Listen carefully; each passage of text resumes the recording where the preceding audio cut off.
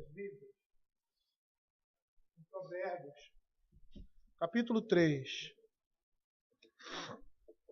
Provérbios, capítulo 3. E como nós já estamos aqui, no início desse livro, ou seja, desse capítulo, falamos sobre os 2 primeiros versos, depois os 2 seguintes, e agora estamos no verso 7, na segunda parte do verso 7. Teme ao Senhor e aparta-te do mal. Gostaria só de trazer à mente algumas coisas que nós temos falado, e dentre elas nós percebemos aqui no verso 1 a 4 o desejo do Pai em que o Filho tenha a palavra de Deus no seu coração. E essa palavra vai gerar uma vida piedosa, representada pelas admoestações dos versos 5 a 10.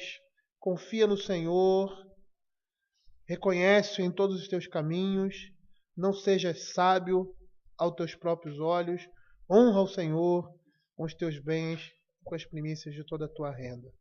E nós vimos que quando o jovem guarda, esconde, não despreza, e é isso que nós temos visto aqui nesses versos iniciais, a palavra do Senhor, consequentemente, ele terá uma vida piedosa. E nós vimos lá no verso 5, o pai falando: confia no Senhor de todo o teu coração e não te estribes no teu próprio conhecimento. E nós percebemos que essa confiança, ela é uma confiança na palavra de Deus, quando nós não somente aguardamos no nosso coração, mas praticamos essa palavra, esperando os frutos que vão vir do Senhor. E aí no verso 6 ele diz assim: reconhece-o em todos os seus caminhos. E reconhecer o Senhor em todos os seus caminhos seria obedecer a sua palavra e confiar nela em todos os âmbitos da nossa vida. E aí ele diz assim: e ele endireitará as tuas veredas. Lembrem que todo o capítulo, ou todos esses 12 primeiros versos, nós temos uma admoestação, uma ordem, uma exortação, e logo após nos versículos ímpares em geral, uma explicação motivadora, um incentivo, ou seja, um resultado a respeito daquilo que está sendo exortado. Não te esqueças dos meus ensinos, guarde o teu coração, guarde os meus mandamentos, porque eles aumentarão os teus dias de vida e te acrescentarão anos de vida e paz. Não te desampare a benignidade e acharás graça, boa compreensão. Confia no Senhor e não te estribes no teu próprio entendimento, reconhece-o e ele endireitará as tuas veredas. São promessas relacionadas a essa exortação. Explicações motivadoras para incentivar o filho a fazer aquilo que está admoestado, ordenado, instruído aqui. E aí nós paramos no verso 7. Não seja sábio aos seus próprios olhos, teme ao Senhor e aparta-te do mal. E nós percebemos que todo esse verso de 5 a 7, ele tem um veio temático único, ou seja, a confiança no Senhor, a obediência a Ele, e oposto a isso, o homem não seguir os seus próprios caminhos. É isso que ele quer dizer aqui, quando diz: não te estribes no teu próprio entendimento, não sejas sábio aos teus próprios olhos. E aí nós vimos que o homem que age dessa forma é aquele homem que despreza a palavra de Deus. É aquele homem que não segue os mandamentos do Senhor. Ele prefere fazer a sua vontade, seguir os seus próprios caminhos, as suas próprias tendências, e não seguir aquilo que a palavra de Deus fala. E nós vamos perceber que obediência e confiança, elas estão estritamente ligadas. Mas, entretanto, se detendo aqui no verso 7, ele diz assim: não seja sábio aos teus próprios olhos, teme ao Senhor e aparta-te do mal. E nós vimos que há uma oposição aqui. Quando o homem não teme ao Senhor, ou seja, não confia nele, não obedece a sua palavra, esse é o âmbito aqui. Não guarda essa palavra no seu coração, não a abandona, não se afasta dela. ele está temendo ao Senhor. E o contrário, quando ele faz isso, ele está sendo sábio aos seus próprios olhos. E nós percebemos, nós vimos pelo próprio livro de Apocalipse, que há mais esperança no insensato, que é aqui descrito no livro de Provérbios como ímpio, do que o homem que se acha sábio aos seus próprios olhos. Ou seja, tenta pautar a sua vida naquilo que pensa, no seu conhecimento, no que o mundo diz, no que a psicologia diz, e não no que a palavra de Deus diz. E aí no segundo verso, segunda parte aqui do verso 7, ele diz assim: teme ao Senhor e aparta-te do mal. E nós vimos que esse temer ao Senhor está ligado a essa obediência, a essa confiança. E agora ele diz: teme ao Senhor e aparta-te do mal. E nós temos aqui uma relação de causa e efeito. Por quê? Porque aquele que teme ao Senhor, consequentemente, aquele que confia no Senhor, consequentemente, aquele que segue a palavra de Deus, aquele que tem a sua palavra no seu coração, ele necessariamente ele vai se desviar, se afastar. E é isso que essa palavra quer dizer aqui, do mal. Por quê? Porque ao temer a Deus e andar em seus mandamentos, o homem tem como prioridade o desviar-se do mal, do pecado, da iniquidade e andar no caminho da justiça.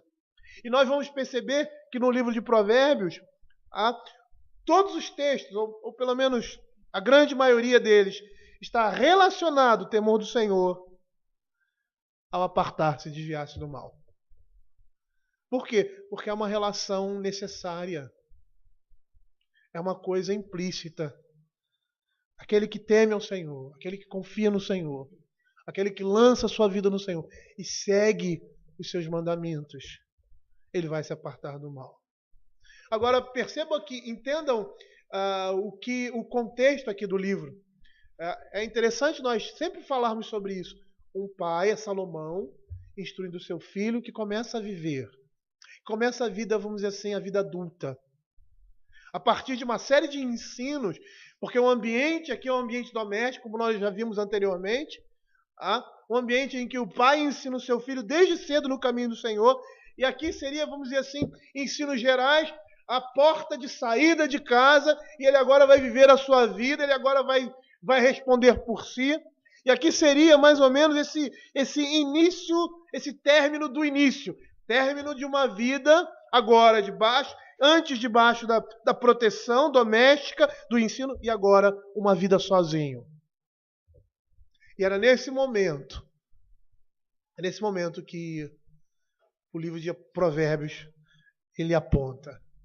Um pai instruindo o seu filho, saindo de casa.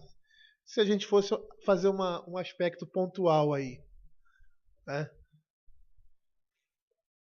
E aí, dando essas instruções, ele está dizendo assim para ele: se você seguir o caminho do Senhor, necessariamente, você vai andar no caminho da justiça e vai se desviar de tudo aquilo que é vergonhoso, pecaminoso e vexamoso para o Evangelho e para Deus. Provérbios vai sempre atribuir o temor do Senhor ao desviar-se do mal. Provérbios capítulo 8, verso 13, abram aí.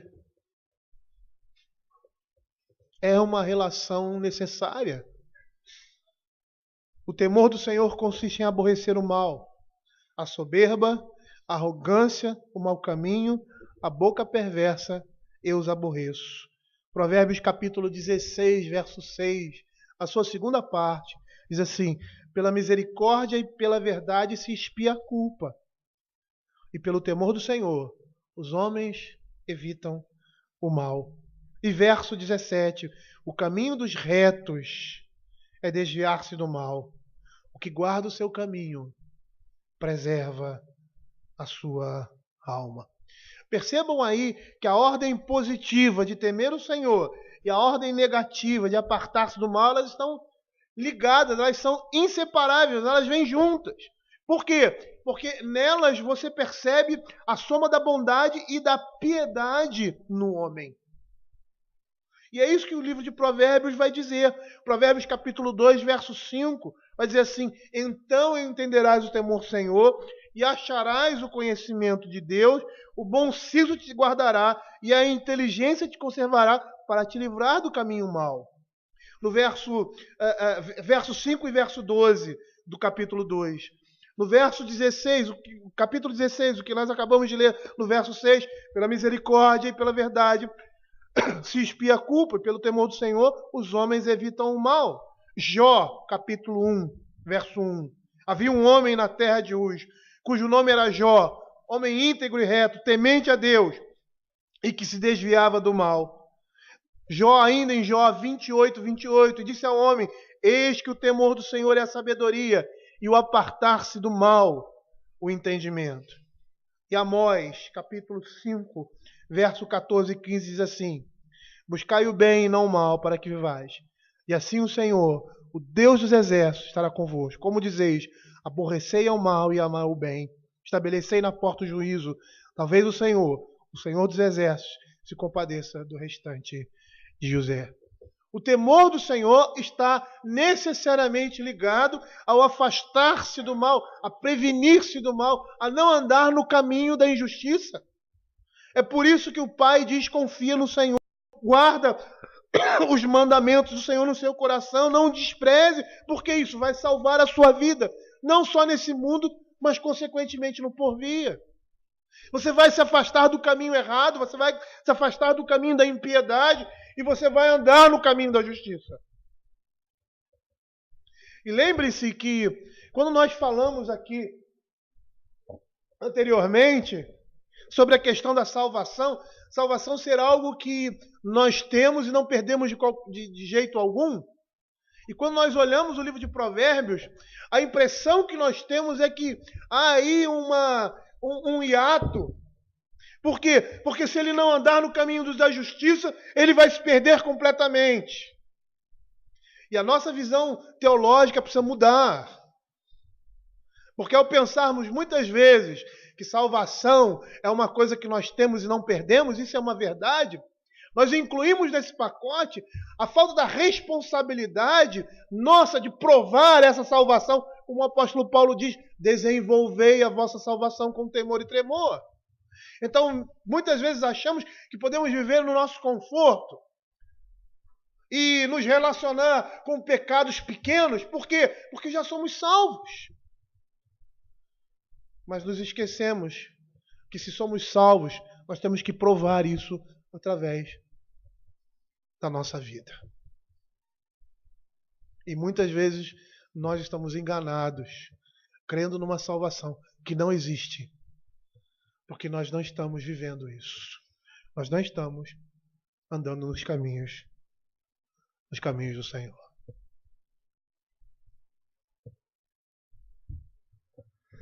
E a consequência disso, ou a explicação motivadora para não ser sábio aos seus próprios olhos, para não andar nos seus próprios caminhos, seria isso.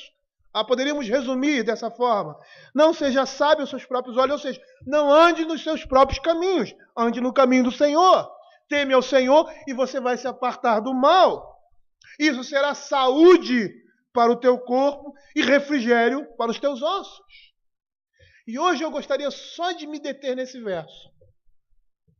Porque nós temos aqui coisas profundas a respeito da nossa salvação nesse mundo e no porvir. E nós vamos perceber que esse verso, é lógico, como nós já falamos, está relacionado ao verso anterior. Ou seja, a promessa referente à exortação, à demonstração dada. Não sejas sábio, será isso saúde para o teu corpo. Não ser sábio aos seus próprios olhos, não confiar em sua própria inteligência, traz saúde para o homem, pois ele não vai seguir o seu conselho, o conselho do seu coração pecaminoso. E ao se temer ao Senhor, apartando-se do mal, a pessoa vai experimentar cura, saúde. E é interessante porque a palavra no original aqui é refua, derivado de Rafa, ou Rafá, melhor dizendo, que significa cura, tornar-se saudável. Todos os ensinamentos, todas as promessas que nós temos aqui, elas não visam pura e simplesmente esse mundo, essa nossa realidade. E às vezes nós interpretamos a Escritura de forma errada. Por quê? Porque as promessas que nós temos na Palavra de Deus, elas começam a ser gozadas aqui, mas elas têm a sua plenitude no mundo por vir. A piedade e a ética representadas aqui pelas admoestações de temer ao Senhor e apartar-se do mal, vão trazer grande recompensa nesse mundo e, consequentemente, no porvir. Por quê? Porque quando nós abandonamos a nossa natureza pecaminosa, quando nós estamos mortificando a nossa carne, nós estamos experimentando cura espiritual, psicológica e física. E a ideia aqui, queridos, é de uma restauração a uma condição anterior de bem-estar. Por causa dos efeitos do pecado, a humanidade está enferma, ela está doente e ela está caminhando para a morte. Por isso ela necessita de cura. Por isso ele está dizendo aqui, teme ao Senhor, aparta-te do mal, e será isso saúde para o teu corpo e refrigério para os teus ossos. Porque quando nós confiamos no Senhor, que é uma atitude que está inseparavelmente ligada ao se desviar-se do mal, e o mal aqui, nós poderíamos dizer que caracteriza a nossa natureza humana, nós encontramos cura rumo à vida eterna.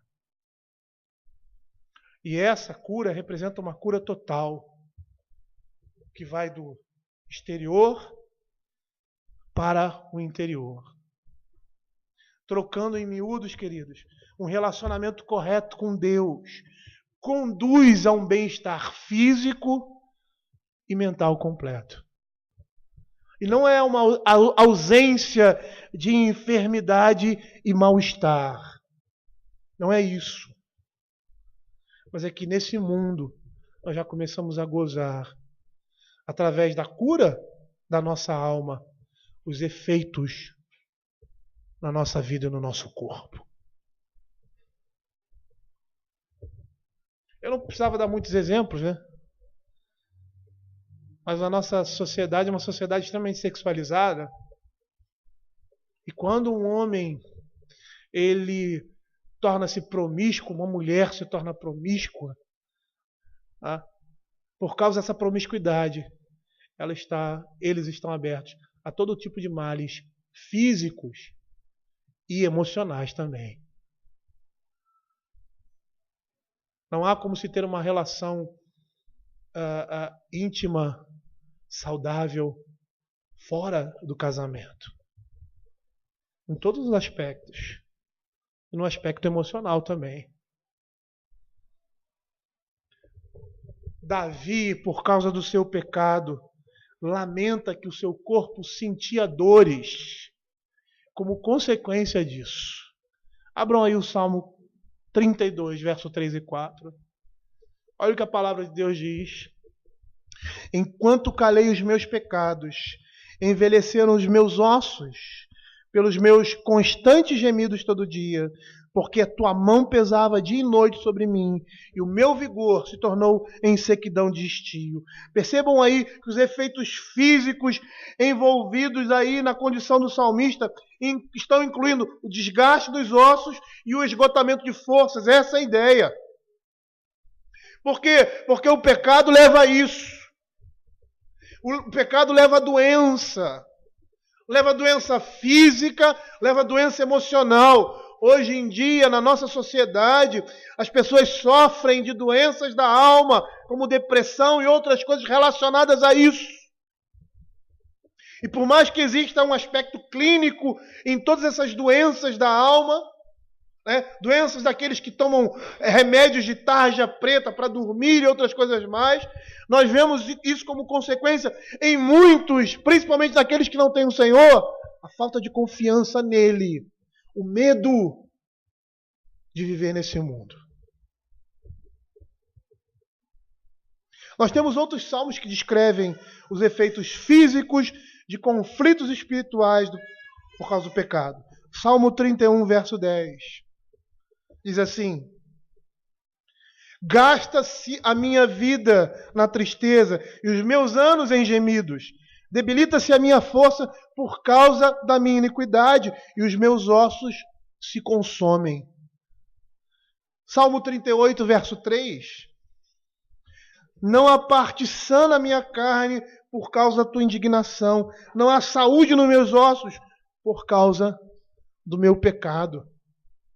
Os efeitos do pecado na vida do salmista trouxeram uma doença, não somente para a alma, mas para o seu corpo. Ele somatizava isso, a tristeza profunda, o reconhecimento do pecado.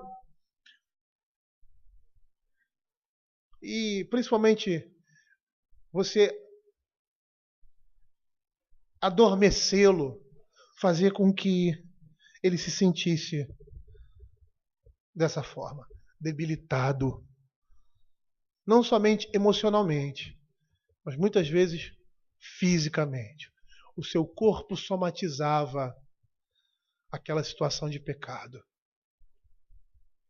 Alguns dizem que o salmista aqui estava em profunda depressão. Abram aí o Salmo capítulo 6, verso de 2 a 7. Olha o que diz a palavra do Senhor.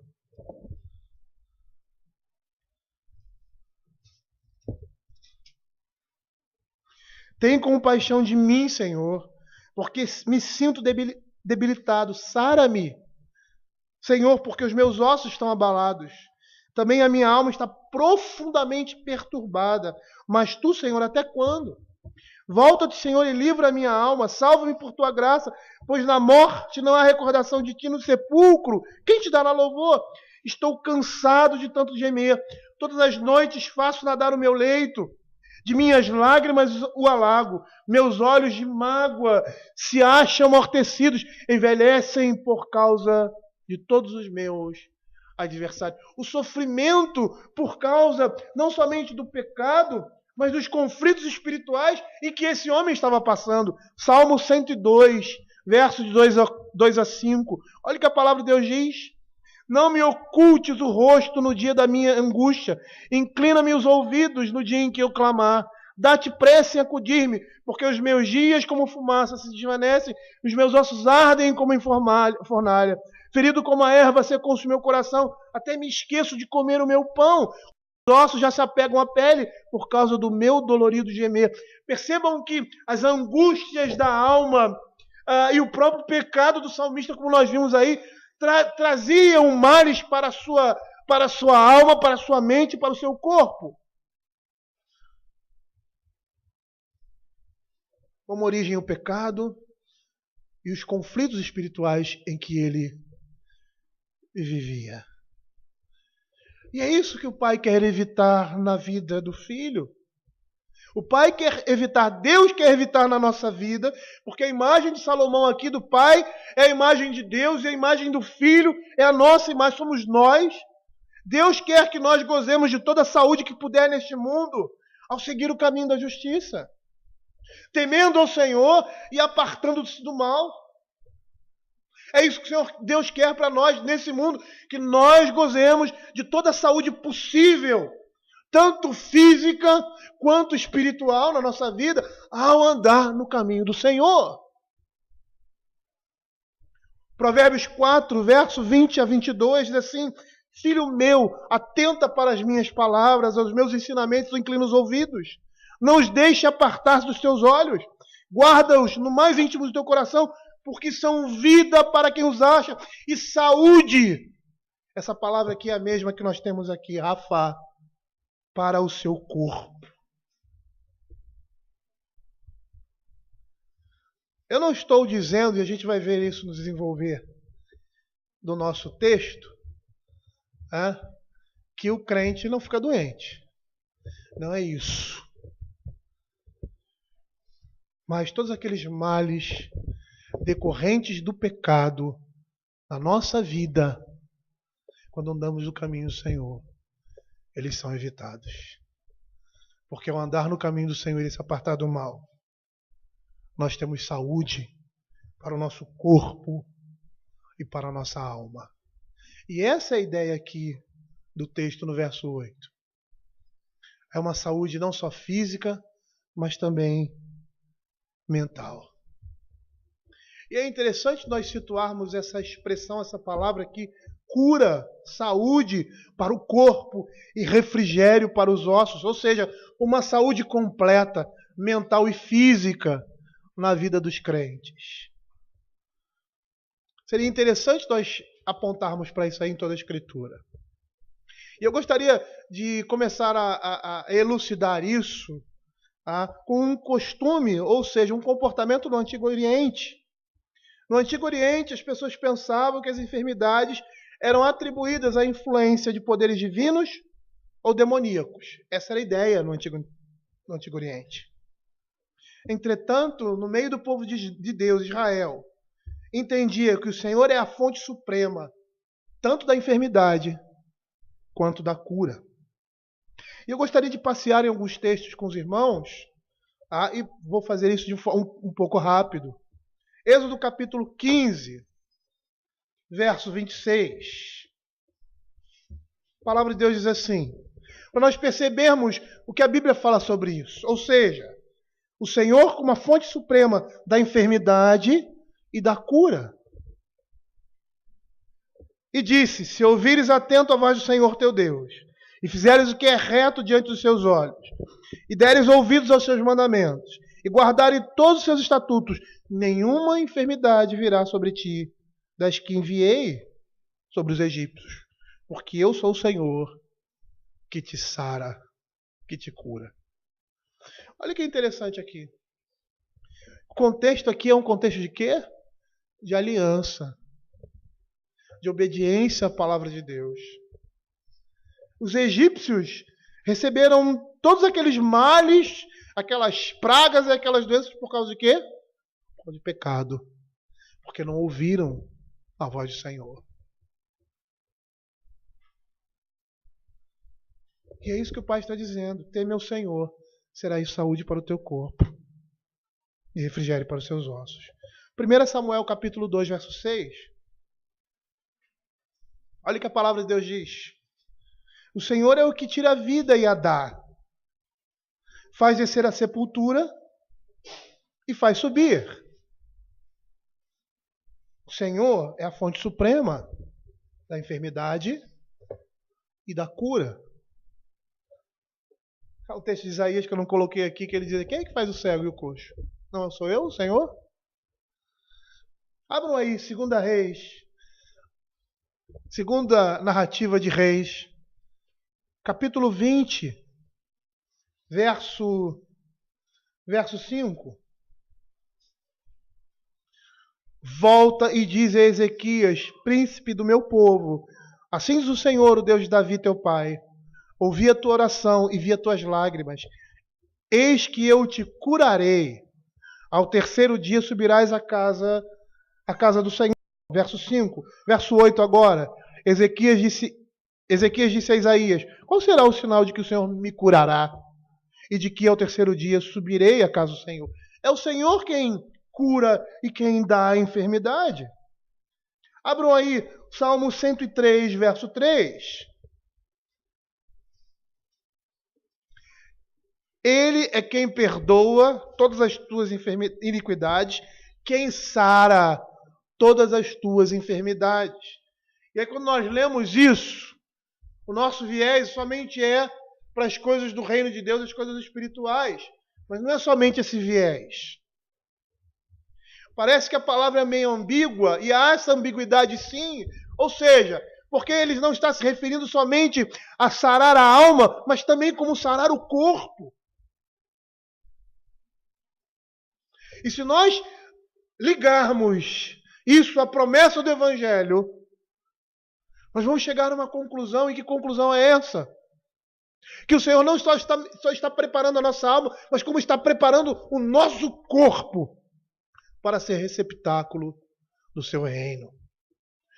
É por isso que a santificação ela parte também pelo nosso corpo, porque o nosso corpo é agente, muitas vezes, do pecado. Não reine, portanto, o pecado no vosso corpo mortal, ao ponto de obedecerem às paixões que existem na vossa carne. Quando o Senhor está falando de cura, Ele não está se referindo pura e simplesmente a uma cura física, mas Ele está também se referindo a isso. Não somente nesse mundo, mas como no porvir, principalmente, onde nós seremos restaurados, o nosso corpo será restaurado, onde o pecado não mais habita. Abra aí no Salmo 147, verso 3. Percebam como essa linguagem é uma linguagem que transita entre a doença física e a doença espiritual ou emocional, se a gente pode dizer assim. Sara os de coração, cura os de coração quebrantado. E lhes pensa. Pensa é passar remédio, é cuidar, passando algum remédio às feridas. Nós vamos perceber que na Escritura, por vezes, os enfermos pedem com frequência ao Senhor que os cure, porque sabem que o pecado dele causou aquela aflição vinda da parte do Senhor. Conforme, por exemplo, o texto de Números, capítulo 12. Abram aí, Números, capítulo 12, versos de 9 a 11. E a ira do Senhor contra ele se acendeu, e retirou-se. A nuvem afastou-se sobre a tenda. E eis que Miriam achou-se leprosa, branca como neve. E olhou Arão para Miriam, e eis que estava leprosa. Então disse Arão a Moisés: ai, Senhor meu, não ponha este rogo sobre nós este pecado, pois loucamente procedemos. Ele percebia que a doença ali, a praga ali, a lepra ali, era fruto do pecado deles, que eles questionaram ao Senhor, quando disseram: o Senhor não fala por meio de nós também? Porque estavam revoltados com Moisés, porque ele se casou com uma mulher cusita. E Arão reconhece que a lepra que pega Miriam era fruto, a doença era fruto do pecado dela, ali naquele momento. Abram 2 Crônicas, capítulo 21, verso de 12 a 15 e o verso 18 também. Olha o que a palavra de Deus diz. Então lhe chegou às mãos uma carta do profeta Elias, falando de Jeorão, filho de Josafá, em que estava escrito: assim diz o Senhor, Deus de Davi, teu pai, porquanto não andaste nos caminhos de Josafá, teu pai, e nos caminhos de Asa, rei de Judá, mas andaste nos caminhos dos reis de Israel, e induziste a idolatria a Judá e os moradores de Jerusalém, segundo a idolatria da casa de Acabe, e também mataste a teus irmãos da casa de teu pai, melhores do que tu. Eis que o Senhor te castigará com um grande flagelo ao teu povo, aos teus filhos, às tuas mulheres e todas as tuas possessões. Tu terás grande enfermidade nas tuas entranhas, enfermidade que aumentará dia após dia, até que saiam as suas entranhas. Verso 18. Depois de tudo isso, o Senhor feriu nas entranhas com enfermidade incurável. É o Senhor quem dá a enfermidade e é o Senhor quem dá a cura. E nós percebemos aqui que essas enfermidades eram enfermidades diretamente ligadas ao pecado individual de cada um ali, no caso de Miriam, no caso de Jeorão. E é isso que o Pai está querendo preservar o seu filho. É isso que Deus quer preservar o seu povo. Teme ao Senhor, apartando-se do caminho mau. Isso será bom.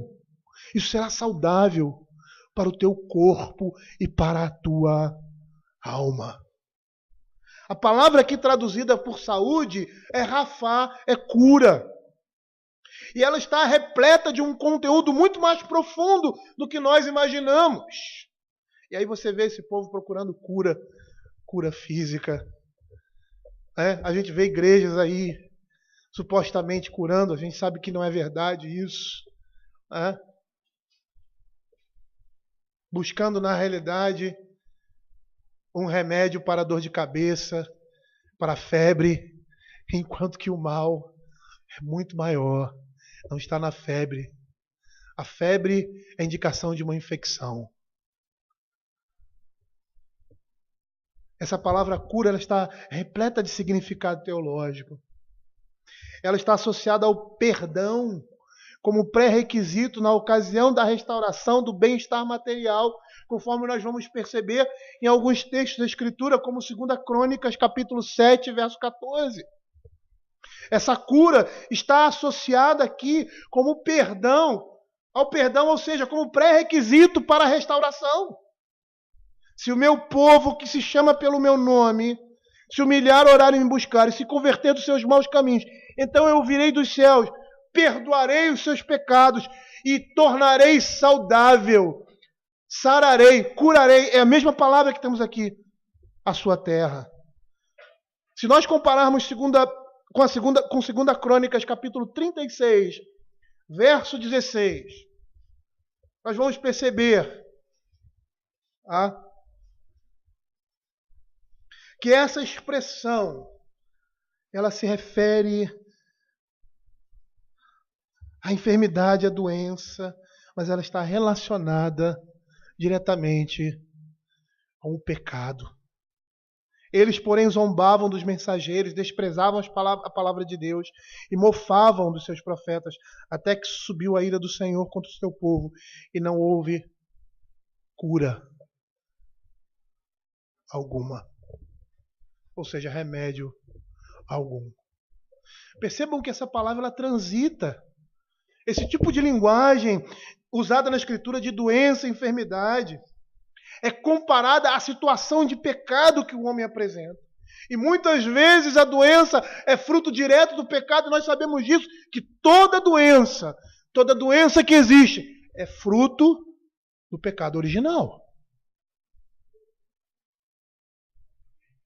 Mas existem algumas doenças que são fruto do pecado individual das pessoas. É por isso que ele usa esse tipo de linguagem, e às vezes nesse texto você não sabe se ele está falando de uma cura física ou de uma cura espiritual, ou seja, de uma conversão, de um arrependimento. E às vezes ele está se referindo às duas coisas, porque as duas coisas estão ligadas. Por quê? Porque essa expressão, essa palavra, é comparada à situação de pecado em que o homem se apresenta. Doença, enfermidade. É a mesma palavra usada na Escritura para se falar dos males físicos, quanto também da natureza decaída e pecaminosa do homem. Isaías capítulo 1, versos 5 e 6. Olha que interessante. Por que haveis de ainda ser feridos, visto que continuais em rebeldia? Toda a cabeça está doente e todo o coração enfermo. Desde a planta do pé até a cabeça, não há nele coisa sã, senão feridas, contusões e chagas inflamadas, umas e outras não espremidas, nem atadas, nem amolecidas com óleo. De que ele está falando aqui? Ele está falando de doença aqui? Não. Ele está usando essa linguagem de enfermidade para mostrar o pecado na vida do seu povo. Para mostrar que é o Senhor que cura a causa dessa própria enfermidade. Ele não cura somente os seus sintomas, mas ele cura a causa. Como diz Jeremias capítulo 3, verso 22, voltai, ó filhos rebeldes. Essa expressão aqui de voltar é a expressão de arrependimento no Velho Testamento. E eu curarei as vossas rebeliões. Ou seja, a linguagem aqui é que o pecado é a enfermidade da alma. Isaías capítulo 6, verso 10, ele vai dizer assim: torna insensível o coração deste povo, endurece-lhes os ouvidos e fecha-lhes os olhos, para que não vejam eles, que não venha ele a ver com os olhos, ouvir com ouvidos e a entender com o coração, e se converta e seja salvo. Não, no original é curado. A ideia é essa mesmo. A tradução está correta. Ele está falando de salvação, mas a palavra que ele usa é cura. Por quê? Porque o pecado é visto como uma enfermidade da alma. Foi o pecado que trouxe todo tipo de mal, de males e doenças sobre o homem. Porque o pecado leva à morte. De modo que a restauração visível aqui, nesses casos onde o pecado está relacionado diretamente à enfermidade, é o indicador exterior verificado de uma cura interior. Por isso, quando Jesus curava, e algumas pessoas não conseguem interpretar, entender ali o texto, todas as vezes que o Senhor Jesus curou, Ele tinha curado a alma primeiro. E em alguns milagres, isso era muito claro. Daquele homem que desce numa maca, enfermo. E aí ele diz, estão perdoados seus pecados? E aí indagam ao Senhor Jesus na sua mente, mas o Senhor é onisciente, conheceu todas as coisas. Ele diz, o que é mais fácil dizer? O que é mais fácil falar? Perdão ninguém vê. Aí, lógico, né? Mas para que vocês creiam que eu sou filho de Deus, que eu tenho o poder da cura total da alma e do corpo. Levanta e anda. E muitas vezes ele chegava para esses homens e dizia o quê? Vai e não peque mais, para que não te suceda coisa pior. O pecado é visto como enfermidade e é visto também como a causa de toda enfermidade física. De modo que, ao restaurar fisicamente essas pessoas, a cura interior, ou seja, a conversão, a transformação, já havia sido feita na vida daqueles homens. É tão interessante isso porque a gente vê na Escritura que as condições para Deus curar são 3. Obediência, arrependimento e oração. Curar os males físicos. Por quê? Porque todos aqueles males físicos que nós vemos aqui na Escritura, em sua grande maioria, estavam atrelados ao pecado individual do povo, ou de cada um ali. Abra o Êxodo capítulo 15, verso 26. A palavra de Deus diz assim, eu vou correr um pouco. Se ouvires atento a voz do Senhor teu Deus, e fizeres o que é reto diante dos seus olhos, e deres ouvidos aos seus mandamentos, e guardares todos os seus estatutos, nenhuma enfermidade virá sobre ti, das que enviei sobre os egípcios, porque eu sou o Senhor que te sara. E nós percebemos aqui que é o povo da aliança, né? E as pragas do Egito e as doenças que vieram sobre os egípcios eram todas decorrentes do quê? Do pecado deles, de não ouvirem a voz do Senhor. Então, uma das condições para Deus curar era o quê? Obediência. A segunda, arrependimento. Isaías capítulo 6, verso 10. Torna insensível o coração deste povo, endurece-lhes os ouvidos, fecha-lhes os olhos, para que não venha a ele ver com os olhos, a ouvir com os ouvidos, a entender com o coração, se converta e seja por mim o quê? Curado. O arrependimento do pecado gerava o quê? Cura física, quando esse pecado, quando essa debilidade física estava atrelada ao pecado. Essa era uma das condições de Deus curar aquela pessoa que foi molestada, ou seja, que passava de uma enfermidade por causa do pecado. Mas não só isso, também como a oração. 2 Crônicas, capítulo 7, verso 14 e 15. Se o meu povo, que se chama pelo meu nome, se humilhar e orar e me buscar, e se converter dos seus maus caminhos, então eu ouvirei dos céus, perdoarei os seus pecados, e sararei a sua terra. Estarão abertos os meus olhos e atentos os meus ouvidos à oração que se fizer nesse lugar. Ou seja, o que nós estamos vendo aqui? Nós estamos vendo aqui que as condições para Deus curar uma pessoa é a sua situação de piedade e ética. É o que nós estamos vendo aqui no livro de Provérbios. É isso que o pai está dizendo para o filho. Ou você acha que você nasceu perfeito? Todos nós estamos enfermos. E o Senhor, na nossa vida, está nos curando paulatinamente. Essa é a figura para a mortificação da carne. Quando o apóstolo Paulo chega ali para a igreja de Corinto, e ali em Hebreus nós vimos isso, né? De que eles não estavam crescendo porque eles eram crianças espirituais. E ali nós estamos vendo uma anomalia, porque com o tempo decorrido eles deveriam crescer na palavra e no conhecimento de Deus. Mas eles estavam estagnados, ou seja, retrocedendo. Isso mostrava uma debilidade da alma, uma doença na alma, ao ponto do apóstolo Paulo duvidar da salvação daqueles homens, ao chamá-los de crentes carnais.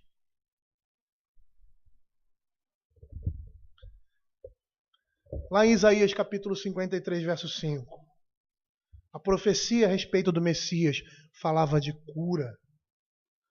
Da cura que ele iria proporcionar por meio dos seus sofrimentos. Olha o que diz a palavra do Senhor.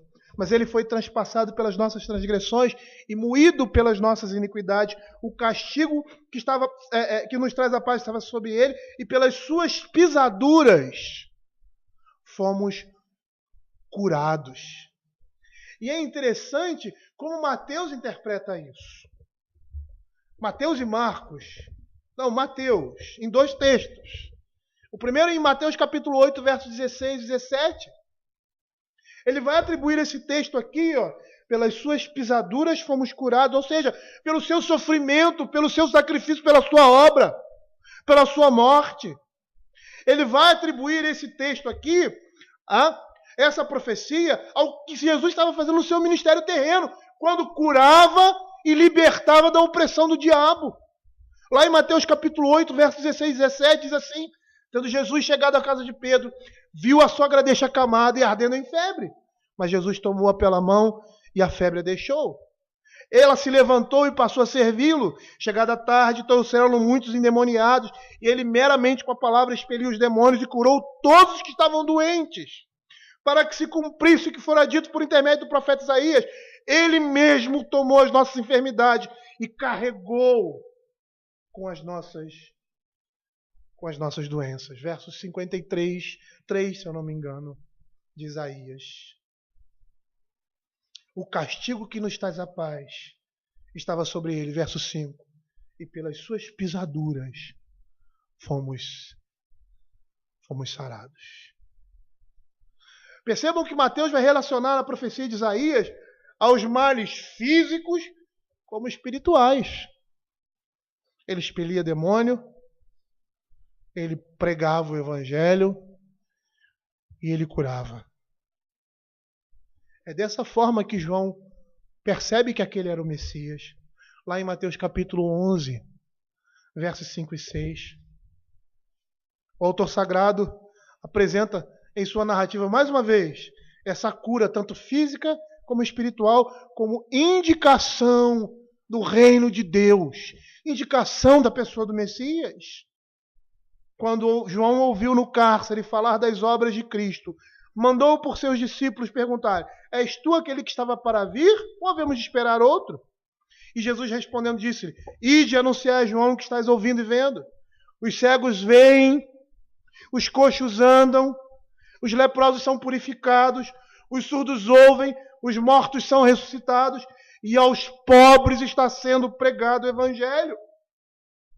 Se nós compararmos esse texto da Escritura com Isaías capítulo 35, versos 5 e 6, que vai falar da felicidade futura de Israel, ela vai dizer assim: então se abrirão os olhos dos cegos, se referindo ao ministério do Senhor Jesus, e se desimpedirão os ouvidos dos surdos, e os coxos saltarão como cervos, a língua dos mudos cantará, pois as águas arrebentarão no deserto e os ribeiros no ermo. Ou seja, o que nós estamos vivendo aqui no ministério do Messias, o início do seu reino, os indícios do reino de Deus sobre o mundo. E o Senhor disse muitas vezes: o reino de Deus é chegado por vós. Por quê? Porque Ele estava presente, porque essas coisas estavam acontecendo como antecipação e prenúncio do grande dia do Senhor.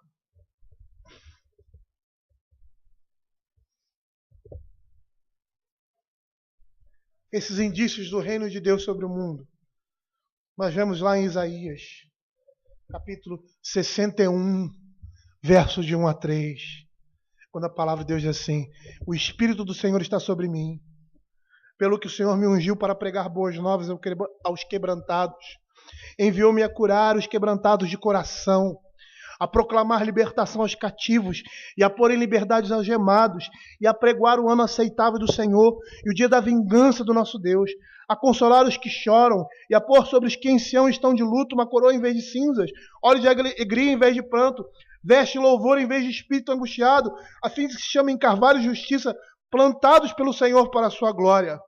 Nós percebemos claramente que essa cura, que se confunde com a enfermidade física e espiritual, pois ao ligarmos uma coisa com a outra, percebemos que essas coisas estão relacionadas, e aí nós vemos a doença como pecado, porque muitas vezes elas estão associadas diretamente. E a cura física aqui, nas Sagradas Escrituras, demonstra a promessa vindoura de total restauração da natureza humana, do pecado e de toda e qualquer enfermidade, quer seja do corpo, quer seja da alma. Apocalipse capítulo 21, verso 4. Ele diz assim: eles enxugará todos dos olhos toda lágrima, a morte já não existirá, já não haverá luto, nem pranto, nem dor, porque as primeiras coisas passaram. Todas as vezes, queridos, que nós vemos a cura na palavra de Deus,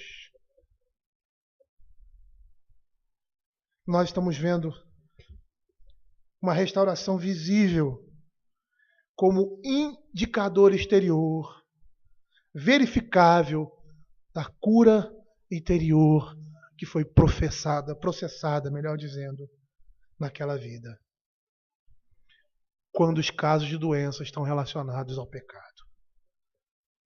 E sabe o que isso significa? Significa que o reino de Deus havia chegado. Abram aí Jeremias capítulo 33. Jeremias capítulo 33. Versos de 1 a 13.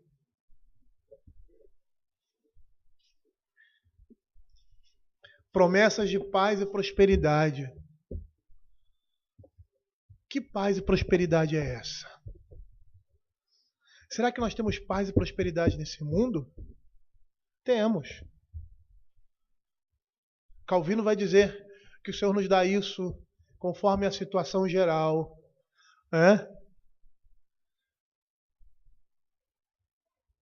Diz assim: veio a palavra do Senhor a Jeremias segunda vez, estando ele ainda encarcerado no pátio da guarda, dizendo: assim diz o Senhor que faz essas coisas, o Senhor que as faz, que as forma para estabelecer. O Senhor é seu nome. Invoca-me e responderei. Anunciar-te-ei coisas grandes e ocultas que não sabes. Porque assim diz o Senhor, o Deus de Israel, a respeito das casas dessa cidade, das casas dos reis de Judá, que foram derribadas para a defesa contra as trincheiras e a espada. Considera a peleja contra os caldeus, para que os encha de cadáveres de homens, feridos por minha ira e meu furor, porquanto dessa cidade escondi o meu rosto, por causa de toda a sua maldade. Eis que lhe trarei a ela saúde e cura, e os sararei, e lhes revelarei abundância de graça e segurança. Por mais que essas coisas tenham acontecido e aconteceram temporariamente, essas promessas aqui, elas apontam para o reino vindouro.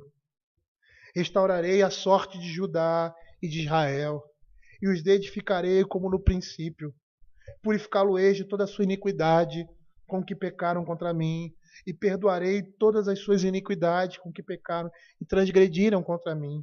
Jerusalém me servirá por nome, por louvor e glória, entre todas as nações da terra que ouvirem todo o bem que eu lhe faço. Espantar-se-ão e tremerão por causa de todo o bem e por causa de toda a paz que eu lhe dou.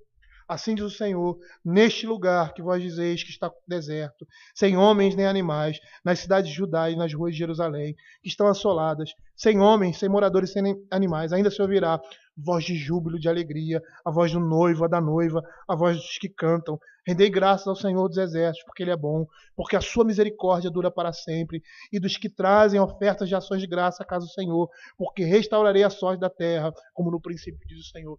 Queridos, Israel viveu isso? Viveu. Viveu momentaneamente isso? Viveu momentaneamente isso. Por que Israel não vive isso hoje? Porque Israel pecou.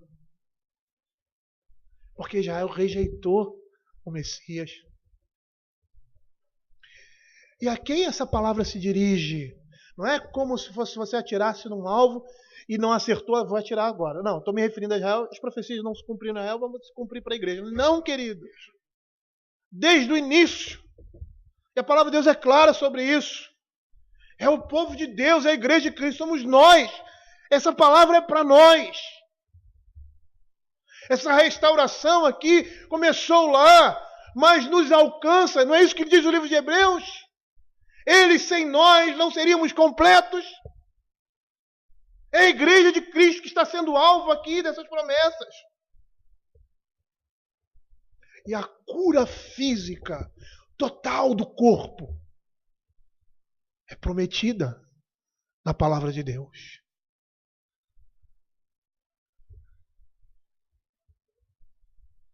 Porque nós ressuscitaremos com corpo incorruptível. Aqueles que pensam que a promessa do Evangelho é uma promessa para a alma só, eles param no meio do caminho. Eles são espíritas, porque estão no meio do caminho.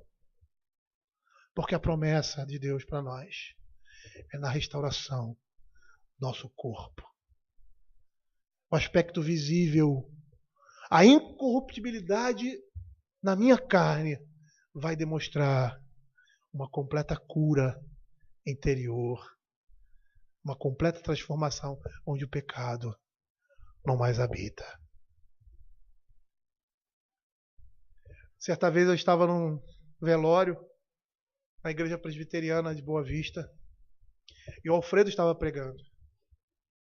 E à nossa frente ali, no púlpito, abaixo do púlpito, estava o pai de um pastor amigo nosso. E as palavras deles foram tão contundentes que mexeram muito comigo. Porque ele disse assim, pregando 1 Coríntios capítulo 15, ele aponta para o túmulo e diz: vocês estão vendo esse homem? E todo mundo se voltou com um olhar para o túmulo, para o caixão. Da mesma forma que ele está deitado aqui, ele vai se levantar. Porque essa é a promessa do Evangelho. Nós vamos ressuscitar. Nós iremos ressuscitar com corpos glorificados. Essa é a cura que o Senhor quer fazer na nossa vida. E seria interessante nós não pensarmos que toda enfermidade ela é causada diretamente pelo pecado. Nós devemos entender, sim, que toda enfermidade é fruto do pecado original. Eu fiquei resfriado aí uns dias, né? Fiquei com a cara torta no passado. Isso é fruto do pecado. Porque se o pecado não tivesse entrado no mundo, nós não teríamos isso. As doenças e enfermidades são frutos do pecado original, como o juízo de Deus sobre o pecado. Por quê? Porque o pecado leva à morte. No Novo Testamento, lá em João capítulo 9, versos de 1 a 3, nós temos um cego de nascença. Ele era cego, mas a sua cegueira não era fruto direto do seu pecado. A palavra de Deus diz assim: caminhando Jesus, viu um homem cego de nascença e os seus discípulos perguntaram, eles provavelmente eram pentecostais nessa época: mestre, quem pecou, este ou seus pais, para que nascesse cego? Respondeu Jesus: nem ele pecou, nem seus pais, mas foi para que se manifeste nele as obras de Deus. Olha como Deus transforma todas as coisas. A enfermidade nesse mundo é fruto do pecado original. Mas eu posso aventar aqui, ser ousado e dizer claramente que na vida do crente, qualquer enfermidade é para a glória de Deus. Você já imaginou a sua enfermidade, a sua doença crônica, para que Deus manifeste a sua obra em você? Mas como é que Deus vai manifestar essa obra em mim com a minha debilidade? Estando alegre em toda e qualquer situação, dando testemunho da graça e da misericórdia de Deus, da bondade dele na sua vida, no estado em que você se encontra. Sabe por quê? Porque nesse mundo, ou esse mundo, não é o final de todas as coisas. Nós estamos sendo preparados para a vida eterna. Se nesse mundo você tem alguma debilidade física, no reino de Deus, no reino eterno de Deus, isso não vai existir. Mas nós não ansiamos por essa cura. Por mais que desejemos, muitas vezes, porque esses males nos limitam. Mas o nosso desejo não é essa cura. Nosso desejo maior é a cura que o Senhor tem operado e opera em nós. Nós não podemos dizer com segurança que uma determinada doença é fruto do pecado de alguém. Mas não podemos também descartar isso. A gente não vai sair daí e dizer que todo mundo doente, o pastor pegou, é resfriado, está em pecado. Não, não é assim. É mesmo porque não é um terceiro que vai julgar isso. Quem tem condições de julgar isso é somente Deus e você. Mas nós podemos afirmar com certeza que toda doença é fruto do pecado original. E que muitas delas são decorrentes do nosso pecado ou o pecado de uma certa sociedade que constantemente se desvia do Senhor. E aí eu me lembro de doenças como a AIDS e outras mais. Eu não sei com quem eu estava conversando. Já percebeu aqui, ultimamente no Brasil, como tem acontecido um monte de coisa uma atrás da outra? Zika, zikungunya, tuberculose, pneumonia, outros males, AIDS. Como essas coisas têm aumentado? Será que é somente contingente isso? Será que isso é ocasional? Será que isso é coincidência? Não sei. Mas eu poderia dizer que o Senhor está julgando a nossa nação. Porque é dessa forma que Ele vai julgar o mundo. É só você abrir lá Apocalipse que você vai ver. Lá em Deuteronômio 28, abram aí Deuteronômio 28.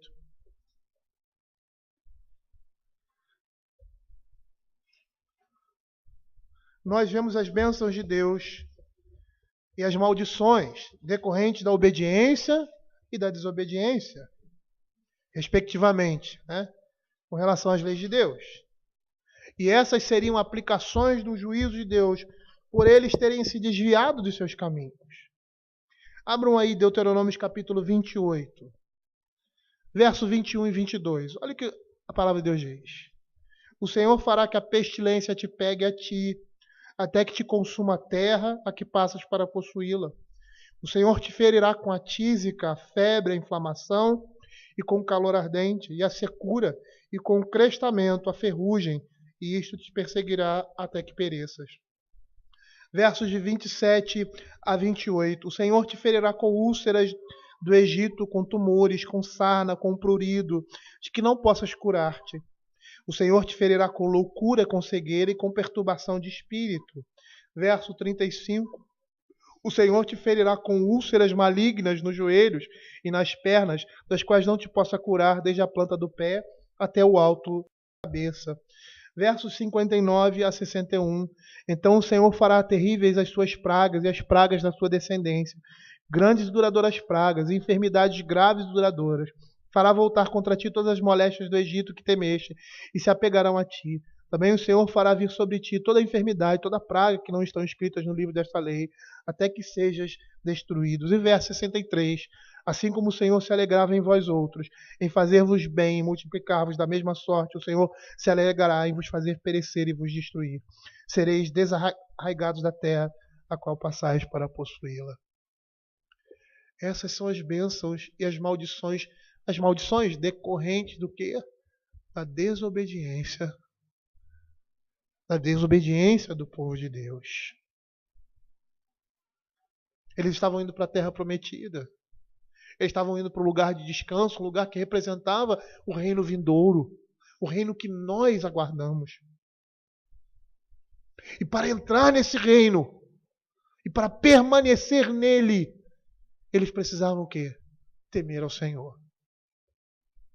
Senão, todas essas coisas iam acompanhar o povo. Não necessariamente diretamente, mas de uma maneira geral. O povo seria afetado. Isso não quer dizer que eu, como povo de Israel, ficaria doente, mas o meu irmão ficaria doente, o meu filho ficaria doente, o meu vizinho ficaria doente. Por quê? Porque o povo se desviou dos caminhos do Senhor. Mas olha que interessante. Olha a parte das bênçãos. Vamos observar ali a primeira parte, a parte das bênçãos. No lado das bênçãos decorrentes da obediência. Deixa eu abrir aqui. Olha que interessante isso. Deuteronômio, capítulo 28. Deixa eu abrir aqui a escritura.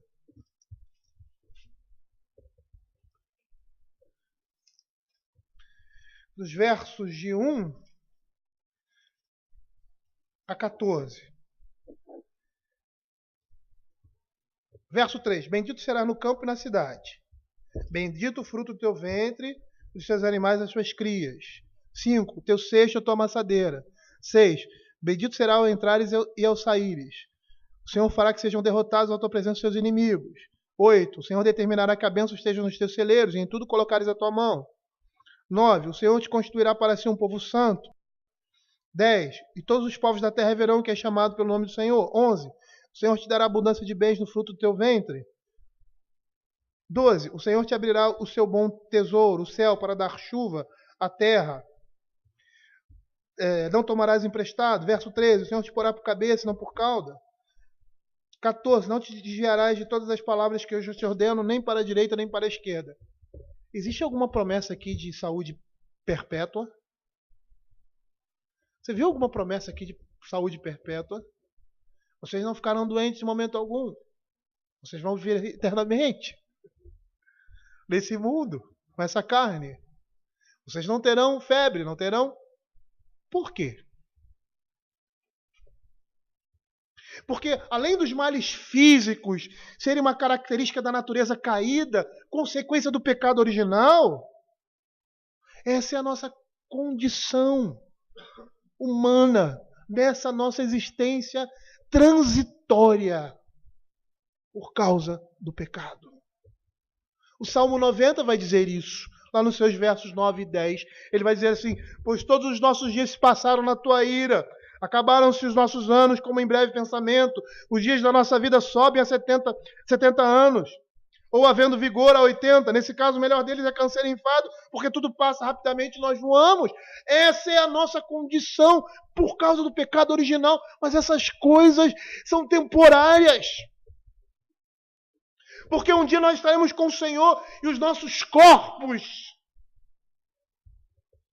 serão transformados. Não para termos mais doenças, não para nos livrarmos do cansaço, das dores nas costas,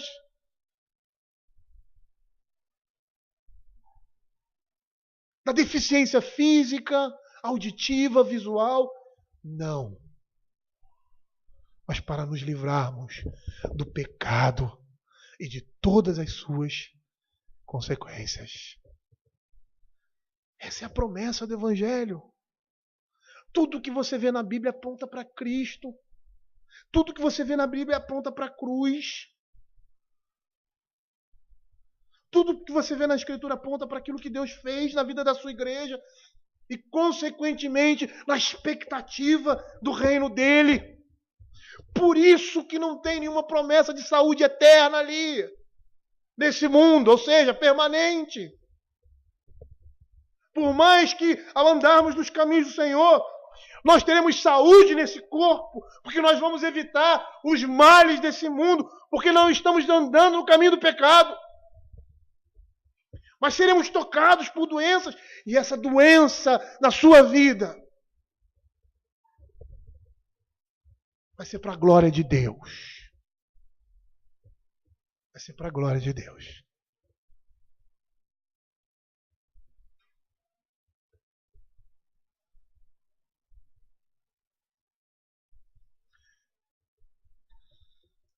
É difícil falar sobre isso para mim.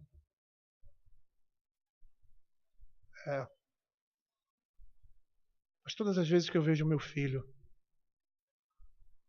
Davi, e as dificuldades que ele teve na vida, e que ainda tem, eu vejo a mão do Criador sobre mim. Eu vejo tanta graça de Deus na vida dele. Como vejo o Senhor tocando profundamente no meu coração.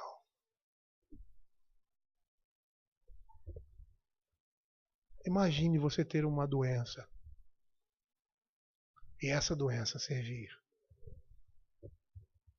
para que o nome de Deus seja glorificado. Que privilégio! Que privilégio! O apóstolo Paulo passou por isso. Ele estava com mal, não sei o que era. Algumas pessoas dizem que era uma doença terrível, por causa das muitas surras, do sofrimento que ele tinha. As pessoas olhavam para ele e desprezavam porque a sua fisionomia era grotesca. E ele dizendo, Senhor, eu não suporto isso e tal, e tal, e tal. Um espinho, um mensageiro de Satanás. Ele diz, o mensageiro de Satanás foi enviado por Deus para colocar Paulo no seu lugar. Que homem mau. As pessoas olham assim, né? Paulo, um grande apóstolo, e era um homem de Deus. Mas essa grandeza mostrava a própria maldade no coração do homem. Ele precisava disso para colocá-lo no caminho do Senhor, para não se desviar. Ele mesmo fala para que ele não se engrandecesse.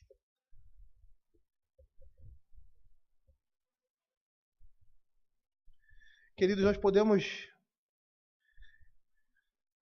claramente afirmar que os males do homem não são físicos, mas espirituais.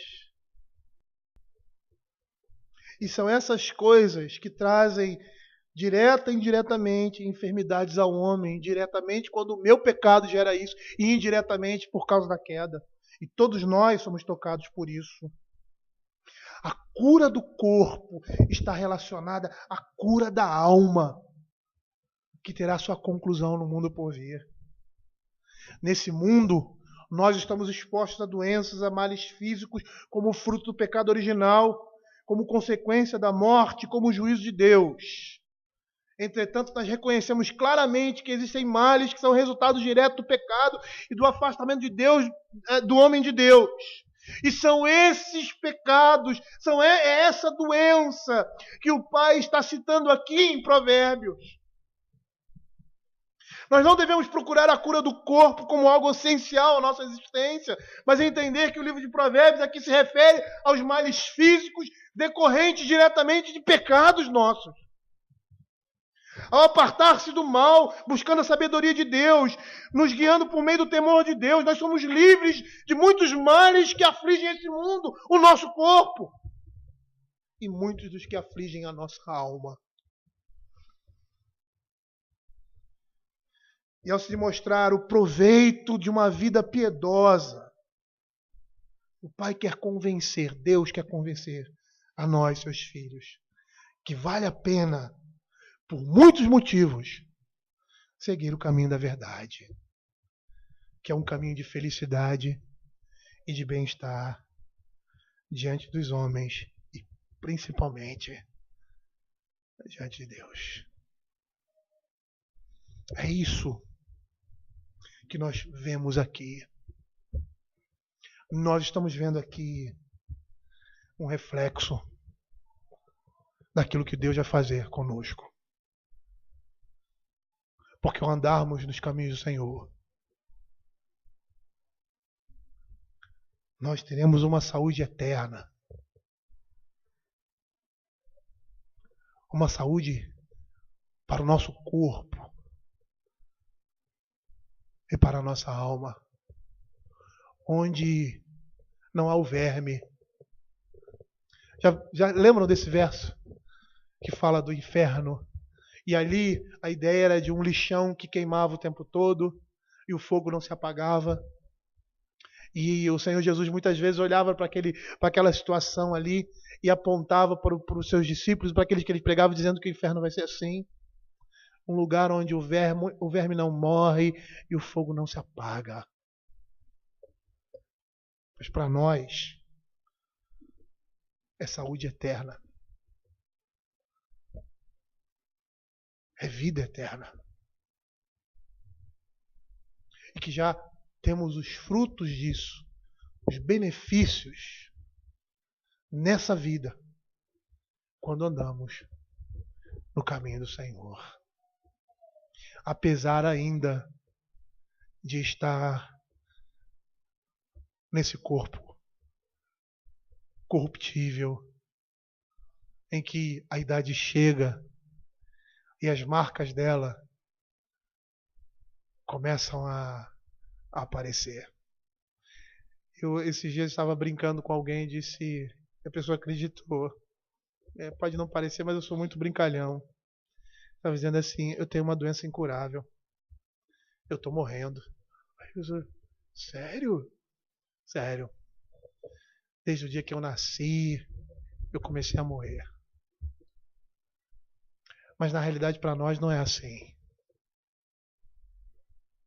Para nós crentes, nós estamos nascendo e nós estamos nos preparando, não para morrer, mas para a vida eterna. É essa saúde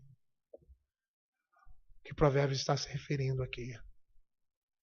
Não podemos olhar para a Escritura e entender todas essas promessas como sendo completadas aqui. Não há como. É por isso que muitas vezes as pessoas piram.